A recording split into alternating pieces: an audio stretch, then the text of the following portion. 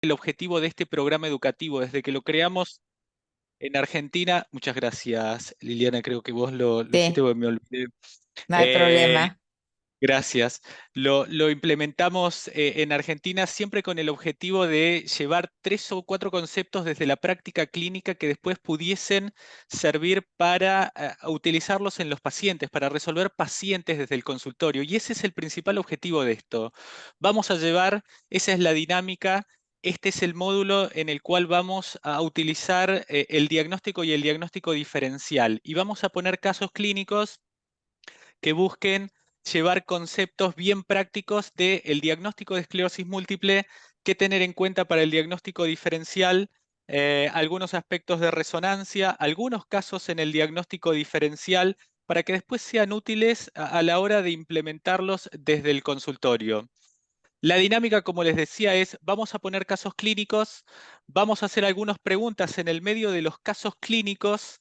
La idea es que no vamos a utilizar lo que solemos utilizar, que es un sistema interactivo de votación de WhatsApp, pero ustedes están reunidos, algunos están conectados desde sus laptops, así que utilicen el chat. Cuando hagamos las preguntas por ahí, utilicen el micrófono, entonces vamos a dar este espacio para que opinen y después cuando terminemos cada uno de estos casos, la idea es que discutamos un par de minutos para poder tomar 4 o 5 mensajes de esos casos clínicos. En este encuentro en el cual vamos a tocar el diagnóstico y el diagnóstico diferencial de esclerosis múltiple, vamos a utilizar 3 o 4 casos clínicos y vamos a utilizar esa dinámica. Vamos a presentar un caso, vamos a hacer preguntas adentro de cada uno de los casos y cuando terminemos cada uno de los casos, vamos a discutir un par de minutos sobre cada uno de los casos para que queden algunos mensajes bien concretos de cada uno de los casos. La dinámica de este encuentro es que dure 2 horas. Si necesitamos un poco más de tiempo, nos vamos a explayar o vamos a utilizar un poco más de tiempo, pero es intentar respetar esas 2 horas. Así que vamos a avanzar en este encuentro en el cual, como decía bien Patricio, forma parte de un programa educativo que tiene hoy 4 encuentros. Estos son los 4 encuentros que forman parte del programa educativo basado en casos clínicos. El primer encuentro va a tener la temática de diagnóstico y diagnóstico diferenciales. Dentro de este encuentro vamos a utilizar casos clínicos. El segundo encuentro nos vamos a centrar en lo que es la individualización del tratamiento. En el tercer encuentro, en el paciente naive, en el tercer encuentro vamos a hablar de la individualización del tratamiento de aquel paciente que ya viene utilizando tratamientos y que viene fallando al tratamiento en esclerosis múltiple. Y en el cuarto encuentro nos vamos a enfocar en lo que hoy es el fascinante mundo o lo que ha evolucionado muchísimo de la patología asociada a anticuerpos anti-MOG y la patología asociada a anticuerpos antiacuaporina 4. Estos son los 4 encuentros que vamos a tener y cada uno de los encuentros va a tener a su vez casos clínicos que van a intentar o van a abordar estas temáticas. Por supuesto que si ustedes tienen casos clínicos de su práctica que van más allá de estos temas, tráiganlos, porque como yo les decía, lo importante es que de cada encuentro se lleven cosas que puedan utilizar en su consultorio y puedan resolver pacientes de su día a día, de su práctica clínica. Ese es el objetivo por el cual se crearon estos programas educativos hace ya más de 10 años y que hoy los venimos haciendo con distintos profesionales muy formados en esclerosis múltiple como Patricio y como otros colegas de Latinoamérica. Este es el programa y estos son los con quien vamos a hacer los distintos encuentros. Patricio, por supuesto, es el coordinador académico en Ecuador y mis colegas a quien ya presenté. Vamos a arrancar con el primer encuentro que, como les comentaba, tiene que ver con el diagnóstico y el diagnóstico diferencial de esclerosis múltiple. Y el diagnóstico de esclerosis múltiple, como ustedes saben, hoy no hay un marcador específico para hacer el diagnóstico de esclerosis múltiple. Probablemente ustedes se encuentren con pacientes en el día a día y con el dilema de hacer un diagnóstico de esclerosis múltiple. Y el diagnóstico de esclerosis múltiple ha evolucionado en los últimos años y ha ido evolucionando a través de los criterios diagnósticos. Sin dudas que la resonancia o la aparición del resonador fue un cambio brutal en poder o en facilitar hacer el diagnóstico de esclerosis múltiple. Pero el diagnóstico, sin duda, es que se sigue apoyando en lo que es la clínica. Sin clínica no tenemos esclerosis múltiple. Efectivamente, el poder tener una resonancia hoy nos ha acelerado a hacer el diagnóstico, pero seguimos teniendo que encontrar una enfermedad crónica. Es decir, tenemos que tener un paciente que tiene una enfermedad crónica que tiene una diseminación en el espacio y en el tiempo de esclerosis múltiple. Es decir, que tenemos que tener un evento clínico y en ese evento clínico tenemos que ir a la resonancia a encontrar a alguien que tenga lesiones diseminadas en el espacio y en el tiempo. Cuando ustedes tengan un paciente que tenga un evento clínico, es decir, puede tener 2 o más eventos clínicos y eso los puede ayudar a tener la diseminación en el espacio y en el tiempo. Pero hoy, ¿a dónde apuntamos? Es a poder tener un evento clínico, una neuritis óptica, una mielitis, un síndrome de tronco, y a poder hacer el diagnóstico desde el primer evento clínico.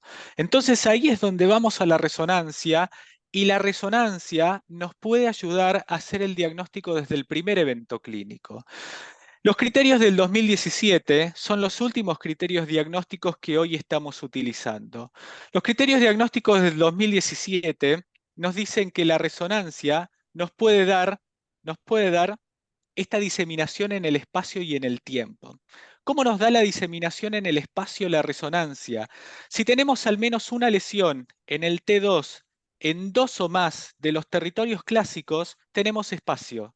¿Cuáles son los territorios clásicos? Una lesión periventricular, una lesión cortical o yuxtacortical, una lesión infratentorial o una lesión en la médula. Con al menos una lesión en 2 o más de estos territorios tenemos espacio. ¿Cómo tenemos tiempo con la resonancia? Si tenemos lesiones que realzan y no realzan, tenemos tiempo. No más que esto. Es decir, si tenemos una persona que tiene un evento clínico, una neuritis óptica, vamos a la resonancia y tiene una lesión en el T2, en 2 o más de estos territorios tiene espacio. Si tiene lesiones que realzan y no realzan, tiene tiempo. Lo único que necesitamos es que no tenga otra causa que le esté generando esto. Ahí es donde le vamos a pedir un análisis de sangre para ver que no tenga un déficit vitamínico, que no tenga una infección que esté explicando esto, y entonces vamos a excluir otras causas. Si tenemos eso, tenemos esclerosis múltiple. Es así de simple. Acá hay un cuadro que nos explica o nos va haciendo el flow de cuando nos encontramos un paciente. Un paciente que tiene 2 o más eventos clínicos, tiene espacio, separados en el espacio, separados en el tiempo, y no tiene otra causa que esté explicando esos eventos neurológicos, tiene esclerosis múltiple. Si tenemos una persona que tiene un evento clínico, no tiene espacio y no tiene tiempo desde la clínica, vamos a la resonancia y le encontramos diseminación en el espacio y en el tiempo por la resonancia y excluimos otras causas, tiene esclerosis múltiple.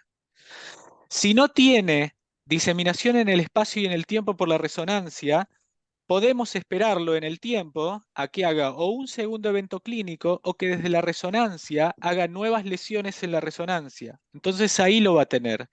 O lo que fue el 2017, la evolución de los criterios diagnósticos, que es la presencia de bandas oligoclonales en el líquido cefalorraquídeo, que es lo que hoy da la diseminación en el tiempo.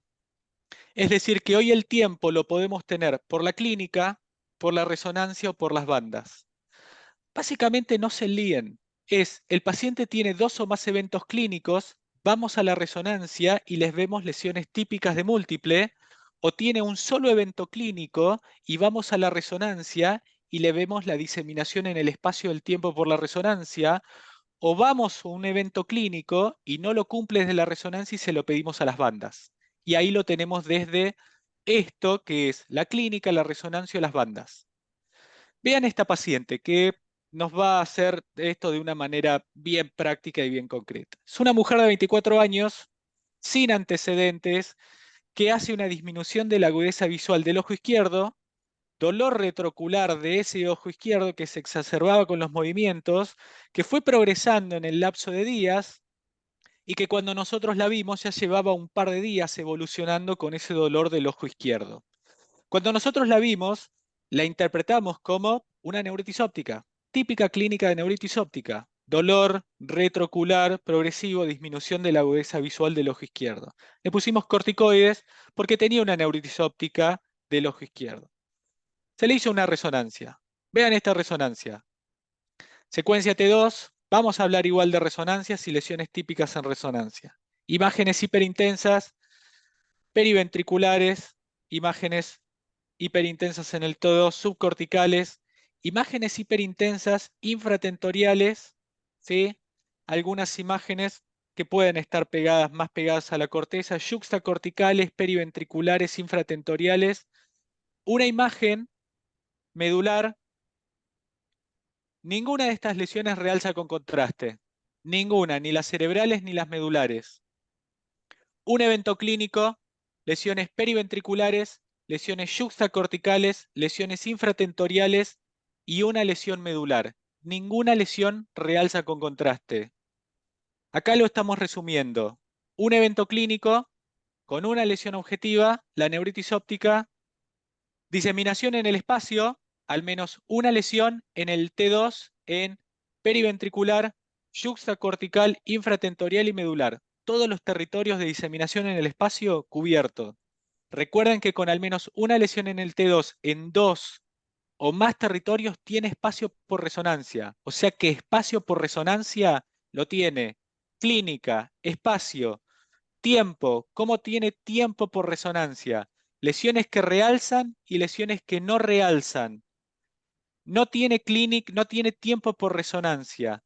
Le pedimos un perfil inmunológico, infectológico y vitamínico que fue normal. ¿Qué les parece? ¿Tiene esclerosis múltiple esta paciente? Si me tuviesen, quiero correr este cartel, pero no puedo. ¿Qué cartel? Este que está acá arriba. Si tuviesen que decir, ¿tiene esclerosis múltiple esta paciente? ¿Qué me dicen?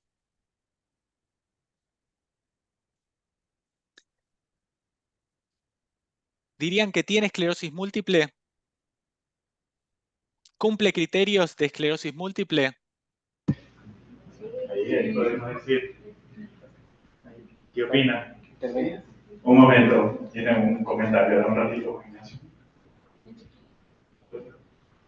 El criterio de tiempo sería por bandas oligoclonales. El problema sería ¿cuándo hizo los otros, cuándo hizo la de médula, cuándo hizo la de, o sea, clínicamente yo no le veo que haya hecho la de médula, pero está ahí, o sea, eso quiere decir que tuvo algún episodio pasado que posiblemente no le dio problemas, pero tuvo uno más del actual, podría ser un criterio de tiempo. Bandas oligoclonales, ¿cómo tuvo bandas oligoclonales?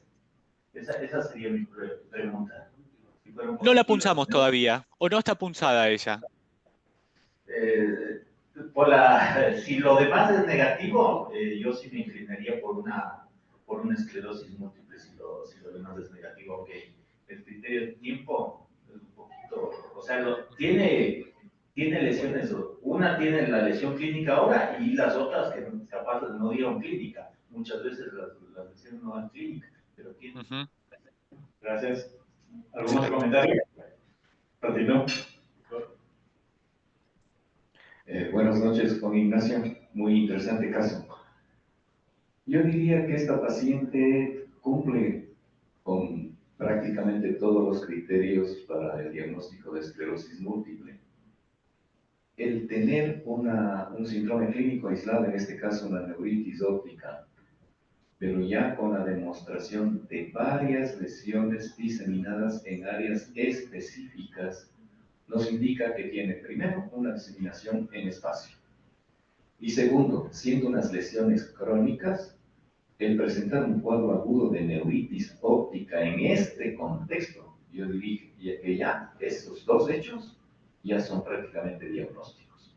Ujú. sea, yo me inclino por un diagnóstico de esclerosis múltiple clínicamente definitivo. Excelente, excelente. El doctor Correa me parece que va a hacer otro comentario. Sí, a ver, Juan, yo lo que quería aportar es que si nosotros los tomamos los criterios de diagnóstico en forma textual, hasta lo que se ha presentado no cumple criterios de esclerosis múltiple, porque tiene un evento desminimizante y diseminación en espacio.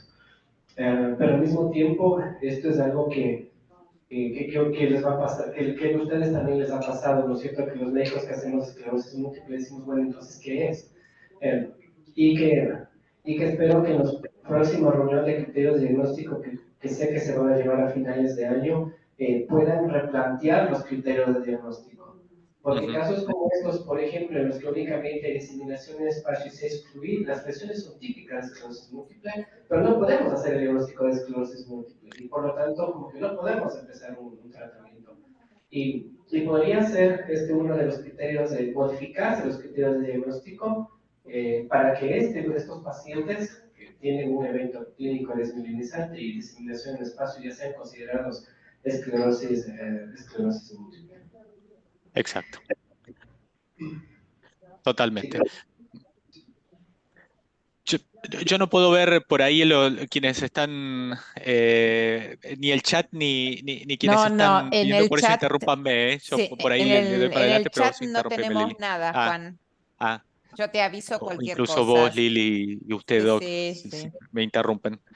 Sí, definitivamente, Patricio, lo que vos planteás es así, con esa clínica, con esas lesiones, esa topografía típica, a veces parece ser un detalle, y de hecho, en esta paciente, es efectivamente lo que plantea Patricio, es así, no cumple hoy el criterio de diseminación en tiempo. A esta paciente le falta tiempo para cumplir el criterio de diagnóstico de esclerosis múltiple. Tiene la clínica, tiene el espacio, le excluimos otras causas, pero no tiene tiempo. Por resonancia no tiene tiempo, no ha tenido el segundo evento, a ella eventualmente la tendríamos que esperar o a que haga una nueva lesión en la resonancia o que haga un segundo evento clínico o eventualmente lo que planteaba el doctor, pedirle bandas oleoclonales, identificar bandas y ver si cumple el criterio de bandas y de esa manera tenemos el tiempo por bandas. Ella la punzamos. La punzamos y sí tenía bandas oligoclonales en el líquido cefalorraquídeo. La identificación de bandas en el líquido cefalorraquídeo proveyó el criterio de tiempo. Al tener el criterio de tiempo, ahí completó, que es un poco donde han evolucionado los criterios diagnósticos del 2017 con respecto a los criterios del 2010, más allá de esto de incorporar las lesiones corticales, yuxtacorticales, y de hablar de lesiones sintomáticas y asintomáticas, es el de empezar a incorporar la identificación de bandas oligoclonales como criterios de tiempo. Pero más allá de esto, el de en ella poder utilizar las bandas para poder darle el tiempo, por ahí es utilizarlos en otro contexto. En ellas claramente estamos viendo una esclerosis múltiple. Por ahí si no hubiésemos podido utilizarla, no hubiésemos podido punzarla por X motivo, por un tema de acceso, por un tema de, de, de, de, de tiempo o de poder mandarle el líquido cefalorraquídeo para hacer el análisis, claramente estamos viendo una esclerosis múltiple. Y eso es lo que mencionaba Patricio de hoy. Se están revisando los criterios diagnósticos, se están modificando y de hecho se van a modificar justamente por estos pacientes. Acá tenemos una serie de imágenes típicas y qué es lo que ustedes tienen que tener en cuenta cuando vean resonancias que les hagan pensar en esclerosis múltiple. Estas son las lesiones típicas de esclerosis múltiple y la topografía, dónde están localizadas las lesiones cuando hablamos de estas lesiones yuxtacorticales, corticales, periventriculares. Esta es la topografía. Las lesiones yuxtacorticales son estas en esclerosis múltiple. Son lesiones ovoideas de 3 o más milímetros en esta localización, bien pegadas a la corteza, prácticamente no hay solución de continuidad. Estas son las lesiones en la sustancia blanca típicas en esclerosis múltiple. Estas son las lesiones en la corteza intracorticales típicas que vemos en esclerosis múltiple, las lesiones que vemos en la sustancia blanca periventricular, las lesiones en la sustancia gris profunda, típicas lesiones en resonancia en una secuencia de FLAIR. Estas son las imágenes que van a ver en supratentoriales, en otra secuencia de FLAIR en resonancia, lesiones un poco más grandes, pero de vuelta, en sustancia blanca son las lesiones ovoideas, en sustancia blanca profunda, lesiones yuxtacorticales, lesiones que están más pegadas yuxta que prácticamente dentro de la corteza, periventriculares, estas lesiones periventriculares en dientes de sierra, que se llaman. Este es un corte sagital de FLAIR.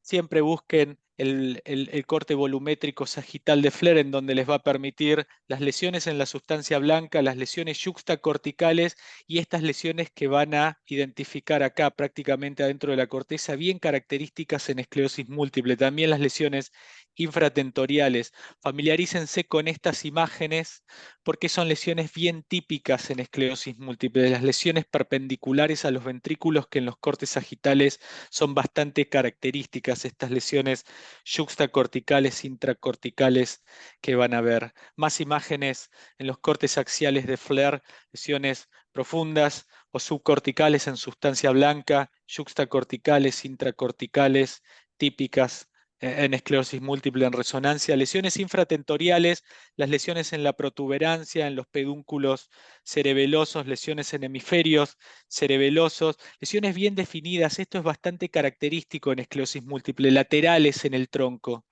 Fíjense cómo se ven bien definidas y cómo uno las puede identificar, bien focalizadas en los hemisferios, en el tronco, laterales, ya que cuando uno va a ver las lesiones vasculares las ve centrales o en otras patologías las ve difusas, no bien definidas. En esclerosis múltiple ve este tipo de lesiones. Cuando las contrasta, estas son las típicas lesiones que ve realzando, lesiones anulares, el realce en anillo, en esclerosis múltiple, el anillo completo o el realce en anillo incompleto. Estas son imágenes bastante características que se van a encontrar en esclerosis múltiple. A nivel de la médula, estas son las lesiones en el corte sagital, una secuencia en T2. Son lesiones cortas de no más de 2, 3 segmentos que cuando la contrasta tiene esta característica. Un anillo completo o eventualmente incompleto, pero bien focalizado, a diferencia de lo que ve en otras patologías como la patología asociada a anticuerpos antiacuaporina 4 o anti-MOG, en donde ve lesiones bien largas, con un realce heterogéneo. En esclerosis múltiple vemos esto, las lesiones bien cortas, bien focalizadas, que cuando vamos a los cortes axiales tiene esta característica de ser laterales, menos del 50% de la médula, posterolaterales o eventualmente anterolaterales, que cuando las realzamos vemos este realce en anillo completo o incompleto, a diferencia de lo que vemos en las lesiones, en las mielitis longitudinales del espectro NMO o en la patología asociada a anticuerpos anti-MOG, que son centromedulares, más del 50% de la médula o eventualmente toda la médula. Cuando vean esas lesiones largas, por ahí uno no sabe exactamente qué es, pero está claro que no es esclerosis múltiple.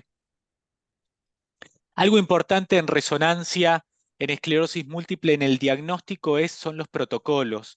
Familiarícense con tener protocolos de la patología desmielinizante, de estandarizar el protocolo, sobre todo un protocolo que les incluya las secuencias ponderadas en T2, los cortes axiales de T2, propiamente dicho, de FLAIR y densidad protónica, el corte sagital de FLAIR volumétrico y el corte contrastado axial de T1 para poder entender bien las lesiones y la dinámica de las lesiones, el comportamiento de las lesiones. También la médula cervical y dorsal. Al momento del diagnóstico es importante ver cómo se está comportando todo el sistema nervioso central.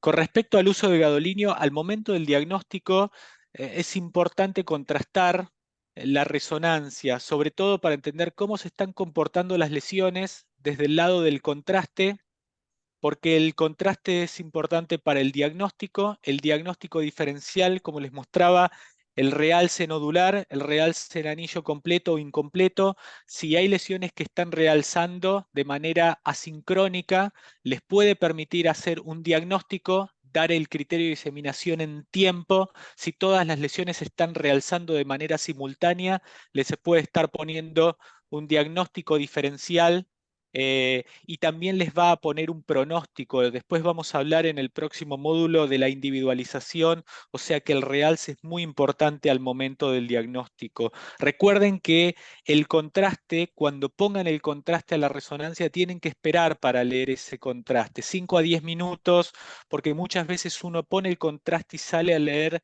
esa resonancia y ve que ninguna de las lesiones realza y es porque tiene una lectura inmediata de esa secuencia de resonancia. Por eso es importante esperar las 5 a 10 minutos y entender cuánto contraste poner, 0,1 milimol por kilogramo.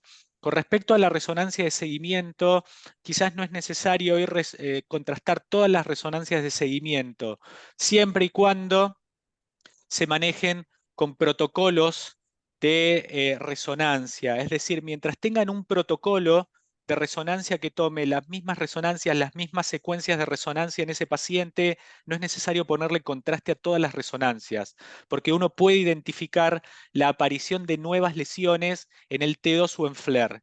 Si no van a manejar el mismo protocolo de resonancia en el paciente, sí es importante que hagan contraste en las resonancias porque no van a identificar la aparición de nuevas lesiones. También es importante el contraste si están hablando de pacientes con lesiones confluentes en los cuales puedan no identificar esta aparición de nuevas lesiones o en la sospecha del MP. Si no se da esa situación y tienen protocolos de seguimiento en el paciente, no contraste todas las resonancias, no hagan contraste en todas las resonancias, no es necesario.